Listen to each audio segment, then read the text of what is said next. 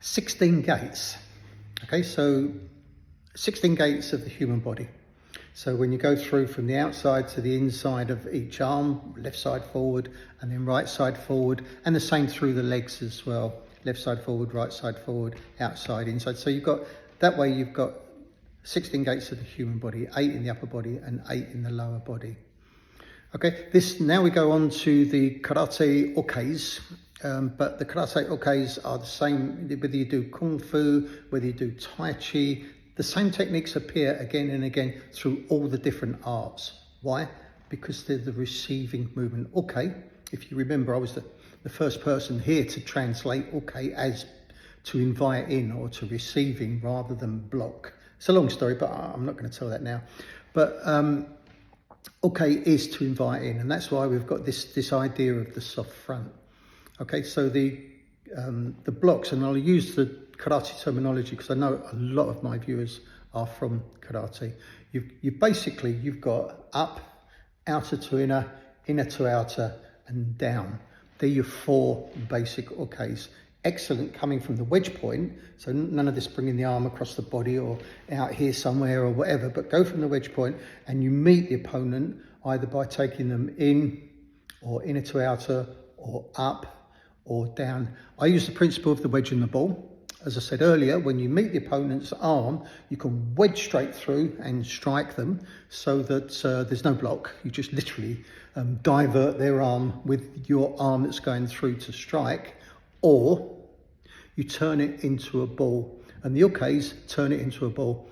So the upper one, when you get in contact with the arm, instead of trying to meet it with force, to them it's like hitting a ball that's spinning because it rolls.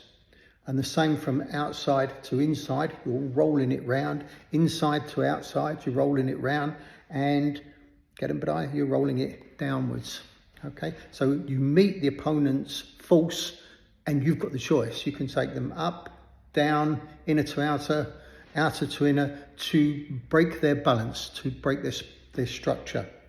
So we work those 4 basic movements in Tai Chi. Upwards is Fair Lady plays it, shuttles, you've got roll back, you've got brush knee, and you've got part wild horses make same movements.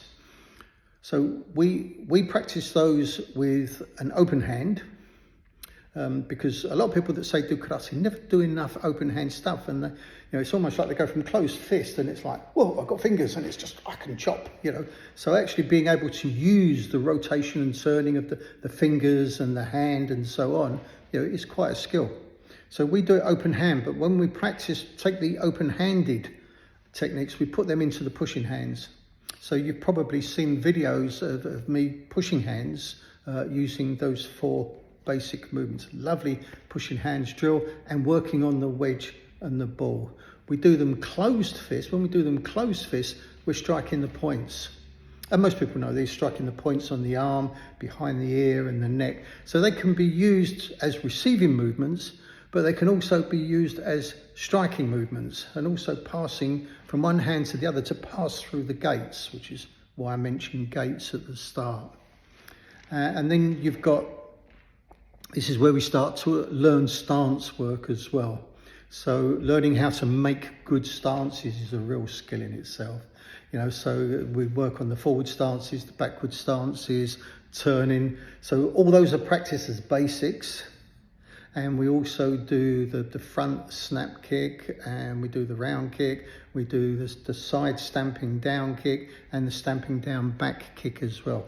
All those are put together. We practice them in basics. Then we practice them in a form. And then to put them into practical application, we start with the pushing hands, and that's where we start pushing hands on the principal idea of the wedge and the ball with those basic 4 movements. We learn all the pressure points, striking points and vulnerable points to strike.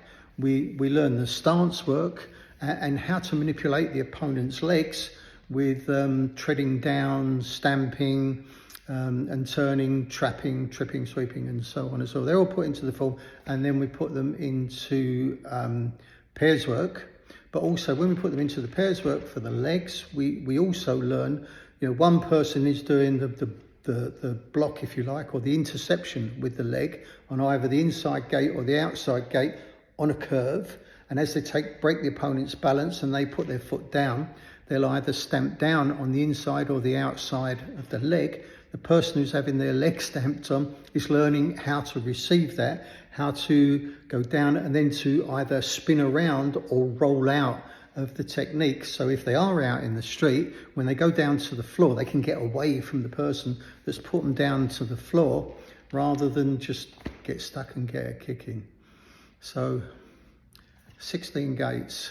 And again, that builds on nicely, doesn't it? So from the close quarter to the power hands, to the receiving movements, to the wedge, the ball, the pushing hands, the learning of the points and striking the points. Same on the leg, how to intercept leg techniques, kicks, tread down onto the legs, stamp down. But also, if that happens to you, how to get out of it and how to spin or roll away from there. Okay.